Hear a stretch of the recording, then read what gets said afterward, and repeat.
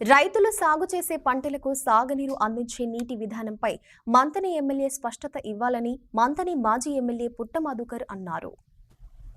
శుక్రవారం కమాన్పూర్ మండలం గుండారం రిజర్వాయర్ను రైతులతో కలిసి పుట్ట మధుకర్ పరిశీలించారు. గుండారం రిజర్వాయర్లో ప్రస్తుతం 8 ఫీట్ల మేర మాత్రమే నీళ్లున్నాయన్నారు. రిజర్వాయర్లో 12 ఫీట్లుండే కింది ప్రాంతాలకు నీళ్లు విడుదల చేయడంతో పాటు మత్స్య సంపదను కాపాడుకోవడం ఏళ్లుగా ఆనవాయితీగా వస్తోందన్నారు. అయితే జనవరి 10వ తారీఖు వచ్చినా ఇప్పటి వరకు శ్రీరామ్ సాగర్ నీళ్లు రాలేదని, అసలు నీళ్లు వస్తాయా రావా అనే మీమాంసలో రైతులు కొట్టుమిట్టాడుతున్నారన్నారు. గతేడాది సైతం గుండారం రిజర్వాయర్ ద్వారా నీళ్లు వస్తాయనే నమ్మకంతో పంటలు సాగు చేస్తే నీళ్లు లేక పంటలన్నీ ఎండిపోయాయని, దీంతో రైతులు తీవ్రంగా నష్టపోయారని ఆయన ఆవేదన వ్యక్తం చేశారు.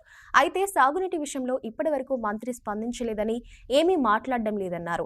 కనీసం కలెక్టర్ ద్వారానైనా ప్రకటన చేయించలేదన్నారు. ఈసారి వానాకాలంలో సైతం పంట దిగుబడి తగ్గిందని, ప్రభుత్వం ఇచ్చే బోనస్ ఫలితం కూడా లేదని, బోనస్ కోసం రైతులు ఇంకా ఎదురు చూస్తున్నారని ఆయన తెలిపారు. యాసంగి సీజన్లో సాగునీటి విషయంపై వెంటనే స్పష్టత ఇచ్చి రైతులను ఆదుకోవాలని పుట్ట మధుకర్ కోరారు. కమాన్పూర్ మండలంలో గల గుండారం రిజర్వాయర్ దగ్గర నిలబడి ఈరోజు మేము బీఆర్ఎస్ పార్టీ శ్రేణులు అందరం కలిసి ఈ యొక్క నీటి నిల్వ ఎంతున్నదని చూడడం జరిగింది.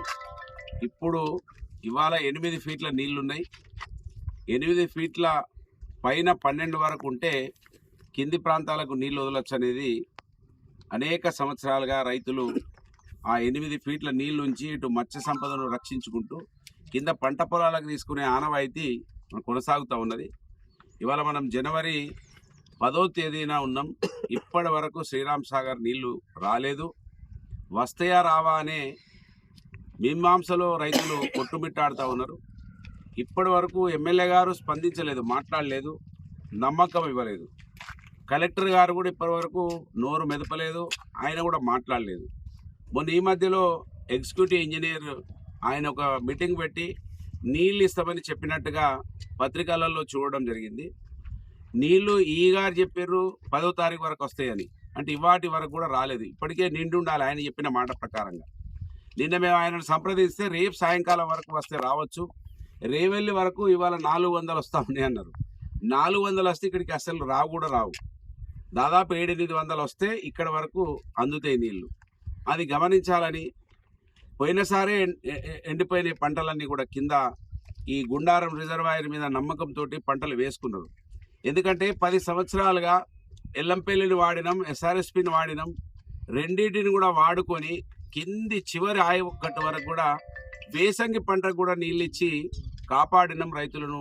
వాళ్ళకు పంటలు పండించి వాళ్ళకి చేతిలోకి ఇచ్చినాం.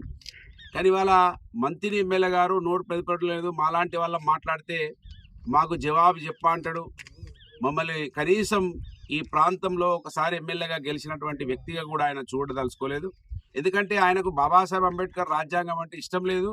ఆ రాజ్యాంగం మీద ఆయనకు నమ్మకం లేదు కనుక ఆయన మమ్మల్ని పట్టించుకోకపోయినా, మా బాధ్యత ఈ నియోజకవర్గంలో ఎక్కువ శాతం 80% పైబడి వ్యవసాయం మీద ఆధారపడి ఉన్నటువంటి మా బీసీలు, ఎస్సీలు, ఎస్టీలు ఉంటారు కనుక వాళ్ళ ఆకలి తీర్చడే ధ్యేయంగా మేము ప్రజా జీవితంలోకి వచ్చినాం కనుక మేము ప్రతి విషయాన్ని కూడా ఆ రోజు అధికారంలో ఉన్నప్పుడేమో పనులు చేసి ప్రజలకు దగ్గర ఉన్నాం. ఇవాళ ప్రతిపక్షంలో ఉన్నారు కనుక ప్రభుత్వం దృష్టికి ఎప్పటికప్పుడు ప్రతిపక్షంగా అన్ని విషయాలను ప్రభుత్వం దృష్టికి తీసుకొస్తూ ఉంటాం.